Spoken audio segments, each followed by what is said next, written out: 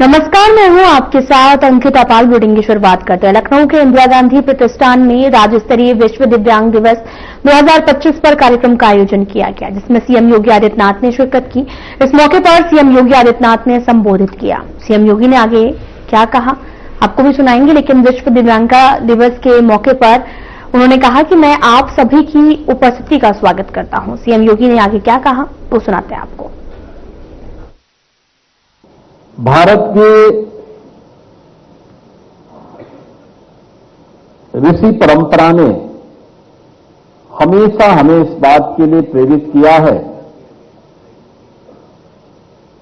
कि व्यक्ति की शारीरिक बनावट उसकी क्षमता का निर्धारण नहीं करती है। भारतीय मनीषा का यह मानना रहा है कि यद भावम तद भवति, सर्वम मनसि संस्थितम, यानी वास्तविक शक्ति मन, संकल्प और आत्मबल में है। और भारत ही नहीं, पूरी दुनिया ने उस संकल्प शक्ति को, आत्मबल को वास्तविक जीवन में, व्यवहारिक जीवन में दिव्यांग जन की सामर्थ्य से उद्घाटित होते हुए देखा है। हमारे यहां एक गीता है, अष्टावक्र गीता। ऋषि अष्टावक्र के द्वारा उसे रचा गया।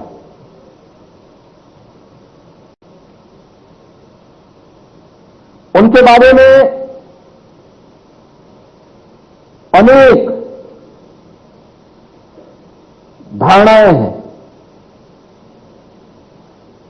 और कहते हैं कि विदेहराज जनक को भी आत्मज्ञान की प्रेरणा उन्होंने दी। आप याद करिए, मध्यकाल में संत सूरदास जी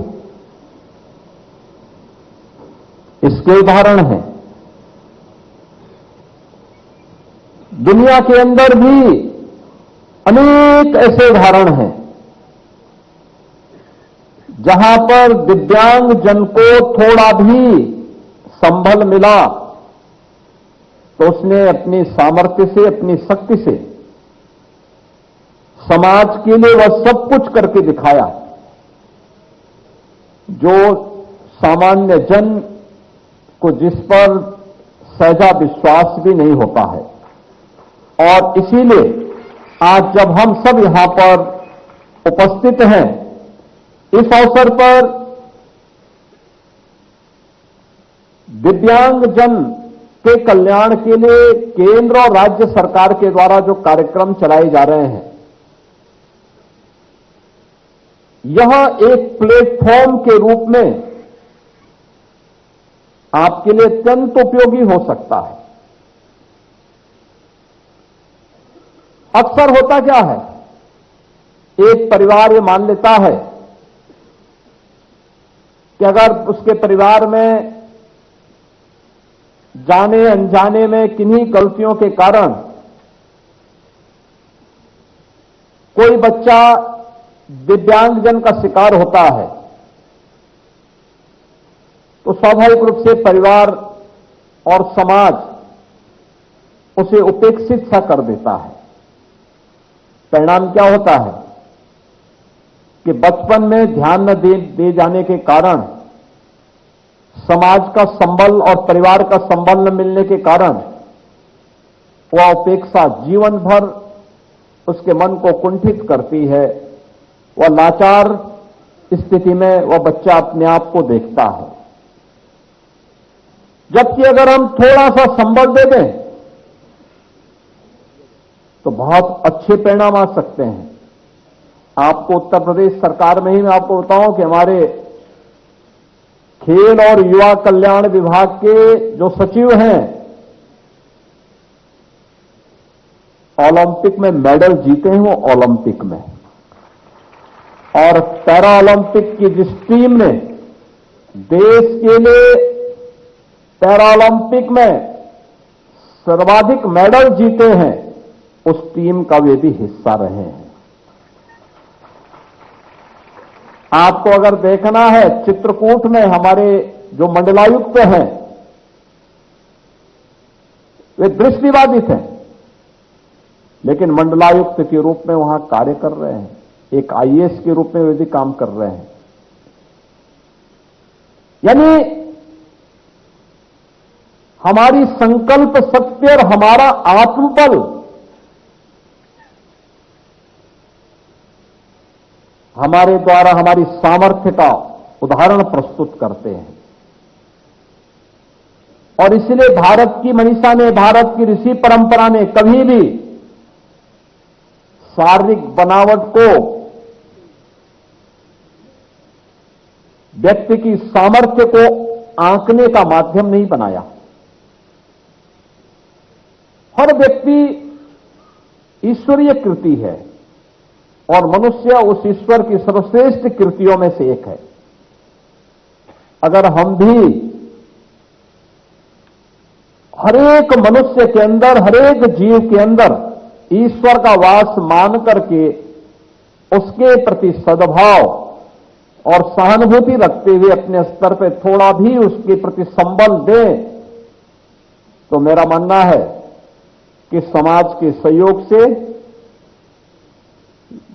एक बड़ी संख्या में जो लोग अपने आप को उपेक्षित पाते हैं, उस उपेक्षित होने के भाव से हम उसे दूर करते हुए उसे भी समाज और राष्ट्र की मुख्य धारा से जोड़ करके उस दिव्यांगजन की सामर्थ्य से, उसकी प्रतिभा से समाज को लाभान्वित कर सकते हैं। जैसे अतीत में हुआ है और आज भी जिन्हें थोड़ा सा भी संबल मिला, उन्होंने अपनी सामर्थ्य से, अपनी प्रतिभा से समाज को आलोकित करने का काम किया है। यह कार्य वे भी कर सकते हैं। बहनों और भाइयों, आपने देखा होगा कि आदरणीय प्रधानमंत्री जी ने पहले दिव्यांगजन के बारे में लोगों की जो दृष्टि थी उसको बदला है। पहले विकलांग कह करके या कुछ अन्य भाषा का उपयोग करके लोग उन लोगों के प्रति एक दूसरी दृष्टि रखते थे। आदरणीय प्रधानमंत्री जी ने देशवासियों के सामने भाव रखा कि नहीं, अगर कहीं अभाव है तो ईश्वर ने उसकी प्रतिपूर्ति भी की है।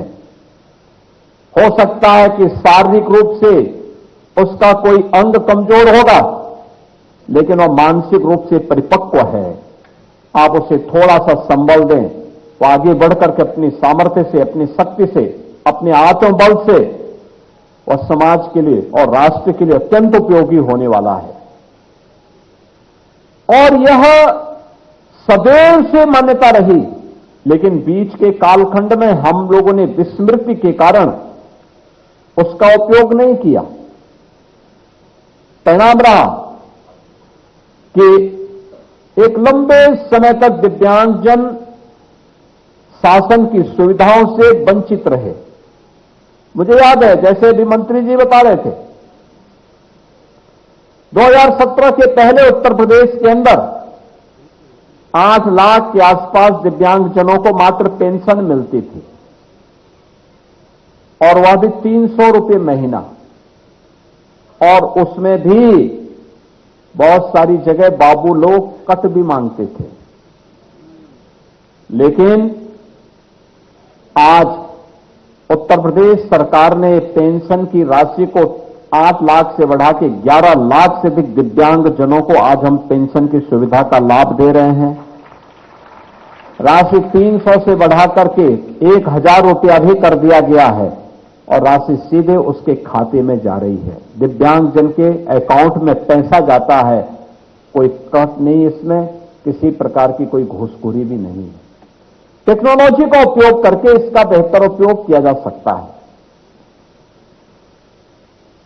दिव्यांगजनों के लिए अच्छे संस्थान खड़े हों,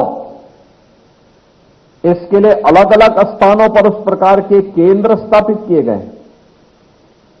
दिव्यांगजनों के लिए सहायक उपकरण वितरण की कार्रवाई को आगे बढ़ाया जा सके। अब याद करिए, wheelchair, tricycle, blind stick, hear aid, ये सब मिलना पहले बहुत कठिन होता था। 2014 के बाद एलएम को, कानपुर को प्रेरित करके डीडीआरसी को और तेजी के साथ प्रभावी ढंग से आगे बढ़ाने का काम किया गया। बीच के कालखंड में उत्तर प्रदेश के अंदर जितने भी डीडीआरसी थे, ये सब बंदी के कगार की ओर जा रहे थे। और कल ही हमारे सरकार ने निर्णय लिया कि प्रदेश के जो डीडीआरसी पहले चलते थे उनको तो चलाएंगे ही, लेकिन कम से कम हर कमिश्नरी मुख्यालय पे एक अच्छा डीडीआरसी उपलब्ध हम कराएंगे, खोलेंगे, और उसके माध्यम से दिव्यांग जनों के लिए सहायक उपकरण वितरण और उनके लिए अन्य प्रकार की सुविधाएं हम वहां पे उपलब्ध करवाएंगे। आज ये शब्द दिव्यांगजन जो प्रधानमंत्री जी के द्वारा दिया गया है, यह सम्मान की एक नई भाषा, एक नए भारत की सोच का प्रदर्शन भी करता है। दिव्यांगजनों को स्वावलंबन के पथ पर अग्रसर करने की दिशा में उठाया गया कदम नए भारत के सामर्थ्य को प्रदर्शित करता है। नया भारत हर व्यक्ति के साथ, हर व्यक्ति के स्वावलंबन के साथ, उनके सम्मान के साथ सरकार खड़ी है। इस बात को लेकर के आज हम लोगों ने इस दिशा में एक नया प्रयास प्रारंभ किया है। आज आपने देखा होगा कि सरकारी भवन, परिवहन और सार्वजनिक स्थलों को बैरियर फ्री बनाया जा रहा है। हमने हर एक स्तर पर इस कार्य को आगे बढ़ाया कि शिक्षा व्यवस्था को सुलभ विद्यालयों में बदलने का अभियान चल रहा है। ब्रेल लिपि, साइलेंट लैंग्वेज, रैंप, छात्रवृत्ति, सहायक उपकरण, निःशुल्क परीक्षण और उनके कौशल विकास के साथ साथ रोजगार और उद्यमिता और सरकारी नौकरियों में भी उन्हें अवसर उपलब्ध हो सके, इसके लिए राज्याधीन सेवाओं में दिव्यांगजन को 4% का आरक्षण की व्यवस्था की गई है और राज्य के अधीन शिक्षण संस्थानों में दिव्यांगजनों के लिए 5% आरक्षण की व्यवस्था प्रदेश में लागू की गई है। भारत सरकार के जो विशिष्ट दिव्यांगता पहचान पत्र है, इसके पंजीकरण की कार्रवाई को आगे बढ़ाया है और इसमें 16,23,000 से अधिक कार्ड अब तक निर्गत हुए हैं, जिनमें 19,74,000 को अब तक रजिस्टर्ड भी किया गया है। दिव्यांगजनों के साथ साथ कुष्ठावस्था पेंशन की राशि को भी 2,500 से बढ़ा के 3,000 रुपया किया गया है और कृत्रिम अंग और सहायक उपकरण के लिए अनुदान राशि 10,000 से बढ़ा के 15,000, स्मार्टफोन, टैबलेट, डीजी प्लेयर जैसे आधुनिक सहायक सामग्री के लिए भी हम लोगों ने धनराशि उपलब्ध करवाया है। और मुझे बताते हुए प्रसन्नता है कि अब तक हम लोग 3,84,000 से अधिक कृत्रिम अंग उपकरण का कार्य वितरण का काम दिव्यांगजनों को प्रदेश के अंदर कर चुके। और मेरी अपील होगी, बच्चा पैदा होने के बाद से ही अगर हम उसका परीक्षण करना प्रारंभ कर देंगे और 5 वर्ष की उम्र तक अगर हम कॉन्क्लेयर इम्प्लांट की कार्रवाई को संपन्न करके उसकी स्पीच थेरेपी के साथ उसे जोड़ देंगे तो बच्चा एकदम अच्छा हो सकता है। मैं अभी देख रहा था जिन बच्चों को सफलतापूर्वक यह इम्प्लांट किया गया। मुझे बताते हुए प्रसन्नता है कि इस वर्ष हमने अकेले 108 ऐसे बच्चों पे कॉन्क्लेव इम्प्लांट के लिए धनराशि उपलब्ध करवाई है और अभी भी मैं बाहर उन बच्चों को सम्मानित करके आया हूं। बहुत अच्छा बोल रहे हैं, जैसे मैं बोल रहा हूं ऐसे वे भी वहां पे बोल रहे हैं। मानसिक दिव्यांगजन के लिए बरेली, मेरठ, गोरखपुर और लखनऊ में आश्रय गृह संचालित हैं। प्रत्येक की क्षमता 50 है। चित्रकूट, बांदा में नए केंद्र की प्रक्रिया जारी है और 16 जनपदों में 24 स्वैच्छिक संस्थानों के माध्यम से भी आश्रय गृहों का संचालन हो रहा है। आज के इस अवसर पर विवाह प्रोत्साहन और स्वरोजगार के लिए भी 6100 से अधिक दिव्यांग जनों को दंपति विवाह प्रोत्साहन पुरस्कार उन्हें दिया जा चुका है और 8835 दिव्यांग जनों को स्वरोजगार हेतु धनराशि का वितरण भी अब तक प्रदेश में किया गया है। प्रदेश में 3 से 7 वर्ष के बच्चों के लिए 18 मंडलीय जनपदों में बचपन डे केयर सेंटर प्रारंभ किए गए हैं और मैं विभाग से कहूंगा कि जो बड़ी कमिश्नरी हैं उनमें एक आध सेंटर और भी अगल बगल के जनपदों में बढ़ाए जाने की आवश्यकता है। लोगों को इसके प्रति जागरूक किए जाने की आवश्यकता है। टीकाकरण समय पे हो। कन्या सुमंगला योजना के अंतर्गत जो हम लोगों ने तय किया है, एक बार संबंधित विभागों के साथ बैठ करके भी बेहतर रूप से हमें इन कार्यक्रमों को आगे बढ़ाना चाहिए।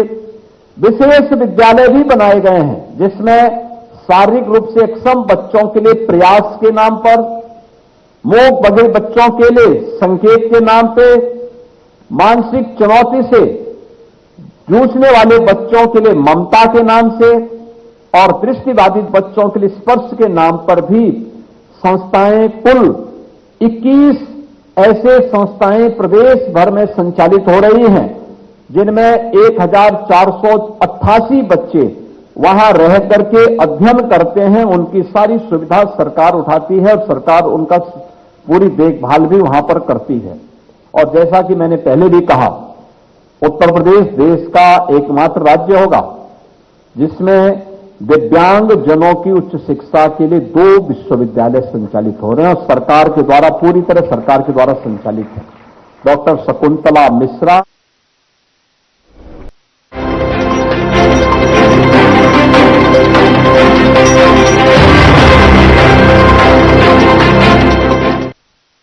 लोग सेहत बनाने के लिए क्या क्या नहीं करते। जिम जाते हैं, कसरत करते हैं, काजू बादाम प्रोटीन के डिब्बे तक घोल घोल कर पीते हैं, फिर भी उनकी सेहत नहीं बनती क्योंकि उनका पाचन तंत्र खराब है। और जब तक के पाचन तंत्र दुरुस्त नहीं होगा वो जितना मर्जी अच्छे से अच्छा खा ले, उनकी सेहत नहीं बन सकती।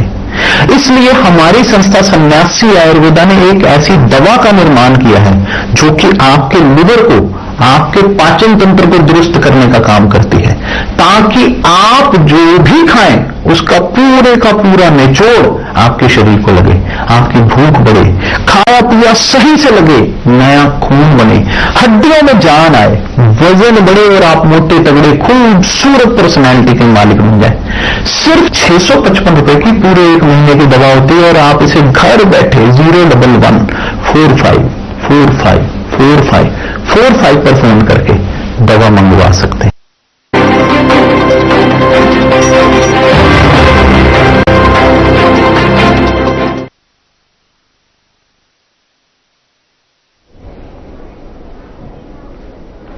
ब्रेक के बाद स्वागत है आप सभी का। रुक करते हैं खबरों की तरफ। दिल्ली में भारत के विश्व वार्षिक सम्मेलन 2025 का आयोजन किया गया, जिसमें विदेश मंत्री डॉक्टर एस जयशंकर ने शिरकत की। इस मौके पर बोलते हुए उन्होंने कहा कि मैं इस बात पर जोर देना चाहता हूं कि काम गतिशील भी हो सकता है। आगे क्या कहा, सुनाते हैं आपको। I have spoken about the mobility of people, but I also want to highlight that work can also be mobile. That, if the talent doesn't go out, the out comes to the talent. And we have actually seen this growth of what are called global capability centers in the last few years. I understand today that there are in this country about 1700 global capability centers, which are about they constitute about half the global capability centers in the world. And these are centers where global business has found it more effective, more efficient, really to send the business out and to utilize the talent in a different geography, and obviously given the availability of the talent and the efficiency of it in India, we are a strong attractor of that. Again, there are estimates that about 2 million people are currently employed in global capability centers, and I think the rough revenue estimates which people put for global capability centers is somewhere between $65 to $75 billion currently a year. And looking ahead, I mean, certainly as we are moving to an era of AI, of higher skills, of advanced manufacturing, and also of, as I said, of social services of various kinds, we do anticipate a world which will put a greater premium on mobility. And we see ourselves, we are 1/6 of the world's population. But I think if you look in terms of the younger working age population, we would be somewhere between 1/6 and 1/4, would be closer to 1/4 actually of the global workforce of a certain demography. So our relevance to the global talent skill market is actually only going to grow with all of this. And having said all of that, I also recognize that, mobility has its own politics. It has its politics in the receiving society, in the hosting society as well. Managing that is also part of the diplomatic challenge, something that we are gearing up to do. So these were some of the, I think we can be one part of the change, but our partner government has to be the other part of the change. And one of the reasons why we do these agreements is we try to make them understand, look, unless we cooperate, it's in our interest that mobility is legal. It is therefore a corollary of that, it's in our interest to be against illegal, irregular mobility. But that also requires cooperation. So if you can't say I'll do one part and not do the other part. Just like we wouldn't say do the legal and by the way we won't do anything for you on the illegal. But they also cannot expect we'll do everything on the illegal and by the way stay out of the legal. So this is a compact, it is a working arrangement that we have. I mean, the legal and the illegal are two sides of the same coin. We have to cooperate on both. Yeah. And again, cooperation has many facets here.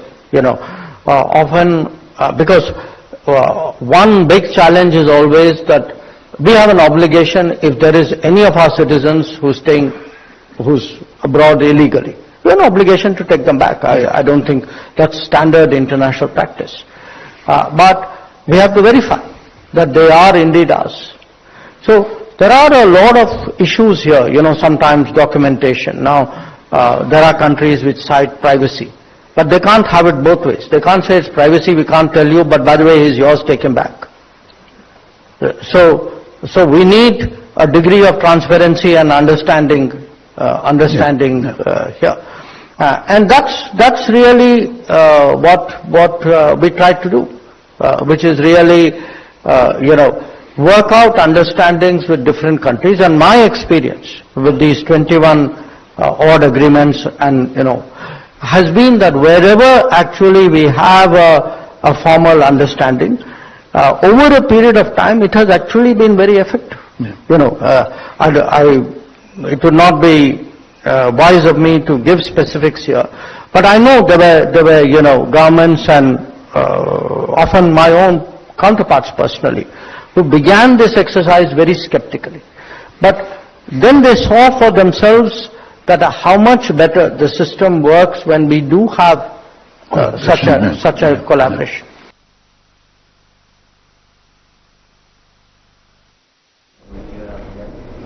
फिलहाल में इतना ही। नमस्कार।